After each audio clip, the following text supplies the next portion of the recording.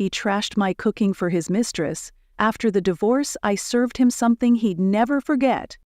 He trashed my cooking for his mistress. After the divorce, I served him something he'd never forget. The words echoed in my mind as I stirred the pot of homemade marinara sauce, a recipe passed down through 3 generations of my family. The rich aroma of garlic, basil, and tomatoes filled our kitchen, but the scent no longer brought me joy. For 15 years I had poured my heart and soul into every meal I prepared for Marcus. 15 years of perfecting recipes, learning new techniques, and surprising him with his favorite dishes after long days at the office. I thought he appreciated my efforts, often commenting on how lucky he was to have married someone who could cook. Little did I know that behind those compliments lurked a bitter betrayal that would eventually shatter our marriage and change me forever. The first hint something was wrong came when Marcus started arriving home later and later from work. His excuses were always reasonable: important client meetings, urgent projects, team-building events with colleagues.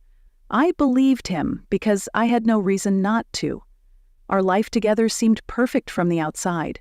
We had a beautiful home in an exclusive neighborhood, financial stability, and what I believed was a strong relationship built on mutual respect and appreciation. The changes were subtle at first, so subtle that I dismissed them as nothing more than the natural evolution of a long-term marriage. He became more critical of small things: the temperature of his coffee, the crispness of his shirts, and most noticeably, my cooking. The meals he once raved about suddenly became too salty, too bland, overcooked, or undercooked. Nothing I made seemed to satisfy him anymore. One evening, while preparing his favorite dish, beef bourguignon, I received a text message that was clearly not meant for me. It was from someone saved in his phone as Jamie from accounting, and it read, "Can't wait to taste your wife's infamous cooking tomorrow. Should I bring the antacids?" My heart dropped as I read those words, my hands trembling so badly that I nearly dropped my phone into the simmering pot. I had never met anyone named Jamie from his office, and Marcus had never mentioned bringing a colleague home for dinner. A cold sensation spread through my chest as pieces began falling into place. The late nights, the sudden criticism of my cooking, the distant behavior. In that moment, standing in the kitchen that had once been my sanctuary, I knew with devastating certainty that my husband was having an affair. Instead of confronting him immediately, I decided to wait and observe. Over the next few weeks, I noted every inconsistency in his stories, every unexplained absence, every text message that made him smile when he thought I wasn't looking. I became a detective in my own marriage, gathering evidence while maintaining the facade of a loving, oblivious wife. The more I discovered, the more my heart hardened. The woman he was seeing, Jamie, wasn't from accounting at all. She was a new client, a flashy restaurateur who owned 3 upscale establishments in the city. Marcus had met her while handling the legal work for her newest venture. Through careful investigation and one particularly revealing conversation with a genuine colleague of his at a company party, I learned that Marcus had been taking Jamie to all the exclusive restaurants in town, places he had always told me were too pretentious and overpriced, when I suggested trying them. The ultimate betrayal came when I overheard him on the phone with her, laughing about my cooking. "My wife thinks she's some kind of gourmet chef," he said, his voice dripping with mockery, "but trust me, after tasting real food at your restaurants, coming home to her bland amateur cooking is torture." The words sliced through me like a freshly sharpened chef's knife. All those years, all those meals prepared with love and care, reduced to a joke shared between lovers. Something inside me broke that day, but from the shattered pieces emerged a determination I hadn't known I possessed. I wouldn't just confront him or file for divorce like a typical scorned wife. No, Marcus deserved something special, something he would never forget. The divorce proceedings were surprisingly straightforward. Marcus, eager to begin his new life with Jamie, agreed to a generous settlement, including our house. He seemed almost relieved when I didn't make a scene, when I signed the papers with a small smile and wished him well. "You're taking this better than I expected," he commented, a hint of suspicion in his voice. I simply shrugged and told him that I had come to realize we had grown apart, and perhaps this was for the best. My calm demeanor clearly unsettled him. He had prepared for tears, accusations, and drama, not this cool acceptance. Little did he know that behind my composed exterior, a plan was already taking shape, a plan that would make use of my supposedly inferior culinary skills in a way he could never anticipate. After the divorce was finalized, I threw myself into cooking with renewed passion, but with a different purpose. I enrolled in professional culinary courses, studied under renowned chefs, and even traveled abroad to learn authentic techniques from masters in Italy, France, and Japan. Every day, every lesson was another step toward my ultimate goal. I documented my journey on social media, building a following that grew from hundreds to thousands to tens of thousands. My transformation from housewife to culinary influencer happened gradually but steadily. I never mentioned Marcus by name in my posts, but I often referenced how cooking had helped me heal after a painful betrayal. My authentic story resonated with people, and as my skills improved, so did my platform and opportunities. Within 2 years, I had opened a small but highly regarded catering business specializing in intimate, high-end events. My client list grew to include local celebrities, business executives, and yes, restaurateurs. The irony wasn't lost on me when Jamie, unaware of who I was since I now used my maiden name professionally, reached out through my website to inquire about catering a special anniversary dinner for her and Marcus. Apparently, despite her own restaurants, she wanted something more personal for this particular celebration. The email explained that she had followed my culinary journey online and was impressed by my philosophy of infusing each dish with meaning and emotion.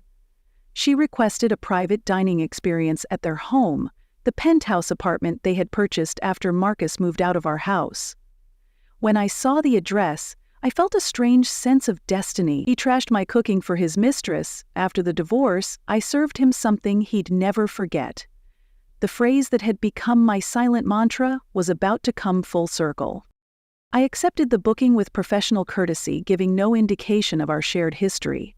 Jamie provided details about their preferences, allergies, and expectations for the evening. She mentioned that her partner, she didn't use Marcus's name in the correspondence, was a bit of a food critic, but assured me that my reputation spoke for itself. We agreed on a date, a menu, and a price that was significantly higher than my usual rate. If they wanted a special experience, I would certainly provide one. In the weeks leading up to the event, I meticulously planned every detail. The menu would feature elevated versions of dishes I used to cook for Marcus, transformed by my new skills and presented with artistic flair. Each course would carry a subtle reminder of our past, recognizable only to him. The day of the dinner arrived, and I arrived at their apartment building with my assistant, a culinary student who had been working with me for several months. I had told her that this client was particularly important and that everything needed to be perfect. As we rode the elevator up to the penthouse, I felt surprisingly calm. The nervous energy that had been building for weeks had transformed into a focused determination. When Jamie opened the door, her face showed no recognition.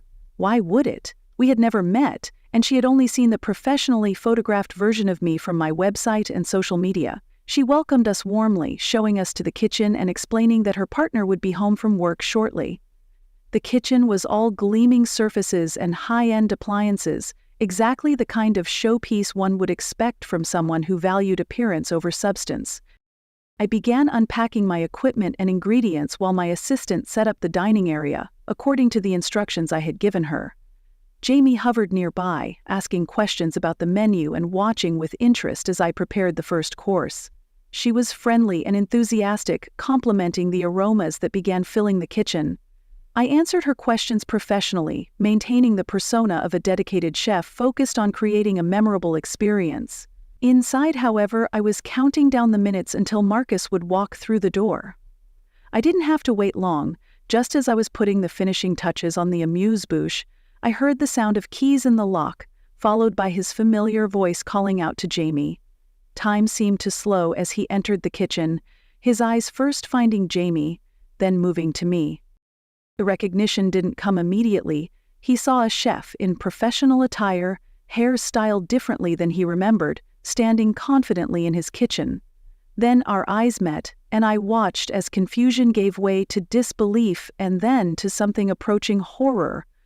To his credit, he recovered quickly, masking his shock behind a strained smile. "This is our chef for the evening," Jamie said, oblivious to the tension that had suddenly filled the room. "The one I told you about with the amazing reviews?" Marcus nodded, unable to form words as I extended my hand professionally.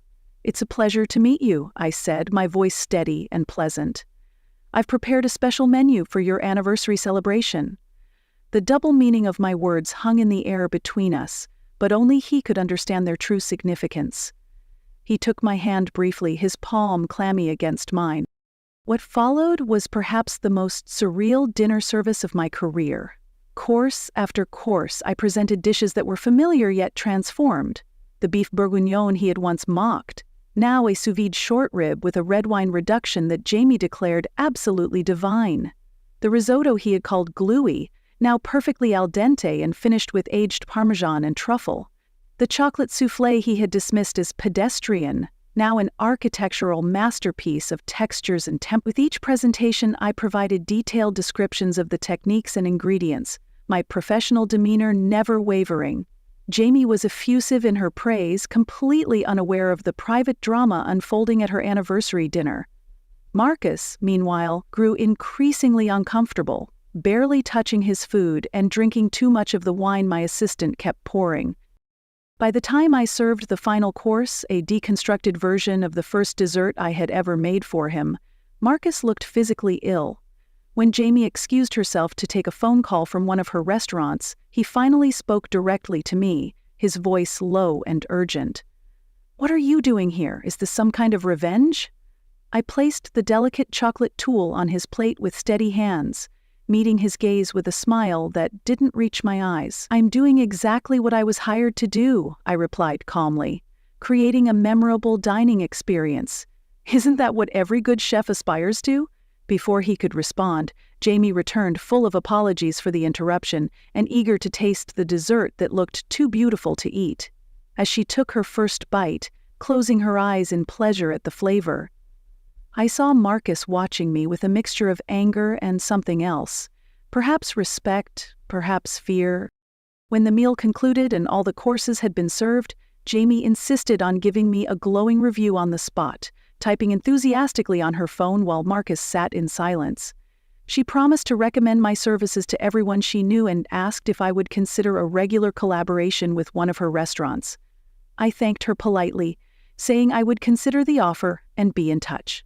As my assistant and I packed up our equipment, Jamie pressed a generous tip into my hand, along with her business card.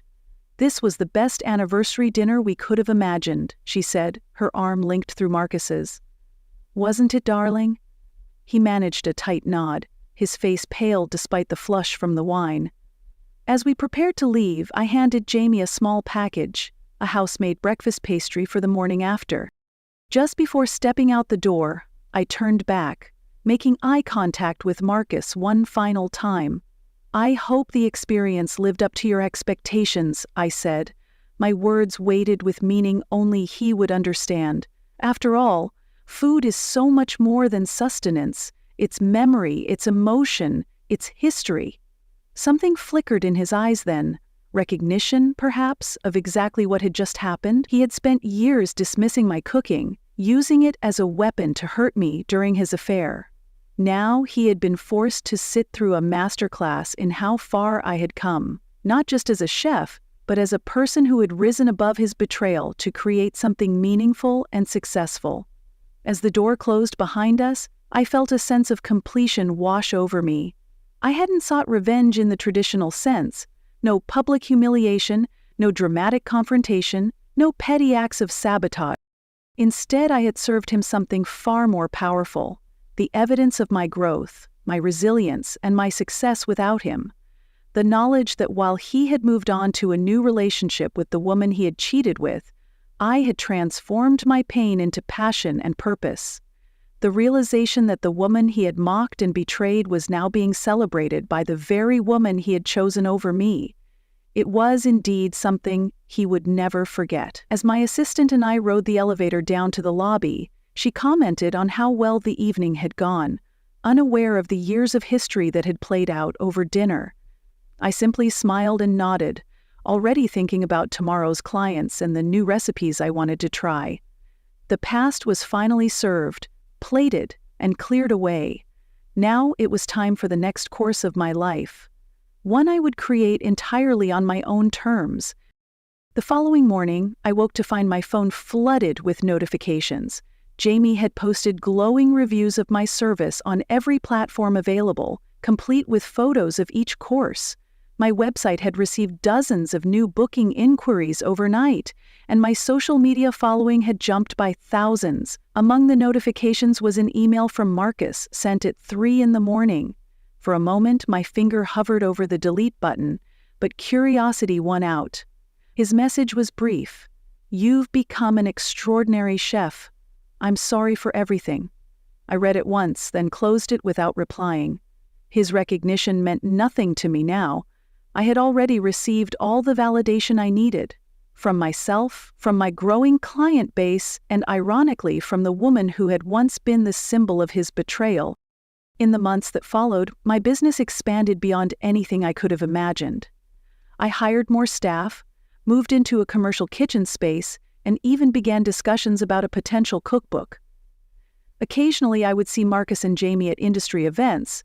Her restaurants were, after all, part of the same culinary world I now inhabited. We maintained a professionally cordial relationship, exchanging pleasantries when necessary, but nothing more. I sometimes caught him watching me from across the room, his expression unreadable. Whatever he was thinking, whatever regrets he might have had, they were his burden to carry.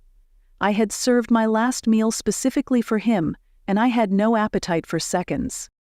Looking back now, 5 years after that fateful anniversary dinner, I can appreciate the strange symmetry of it all. What began as one of the most painful experiences of my life ultimately led me to discover my true calling and strength. Sometimes when I'm teaching a cooking class or preparing a special event, I think about how different my life would have been if Marcus had never betrayed me. If he had never trashed my cooking for his mistress, I might still be in that kitchen, seeking validation from someone who didn't value what I offered. Instead, I found my own path, my own voice, and my own success. And that, more than any perfectly executed dish, is the something he and I will never forget.